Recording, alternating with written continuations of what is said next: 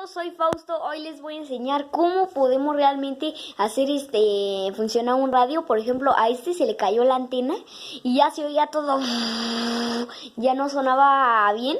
Y entonces yo le volví a poner esa antena, se la atoré ahí y empezó a oírse, no, pero como no estaba fija se caía y se caía. Entonces lo que yo hice es ponerle un cable en lugar de una antena. Vean, le puse un cablecito así. Vean, acá iba la antena, solamente que yo le instalé el cable y simplemente ya se puede oír. No crean que ya se me echó a perder mi radio, no, vean. Y por si no me creen,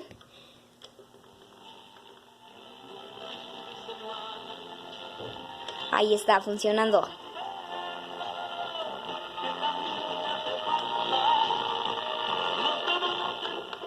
¿Vieron cómo lo arreglé?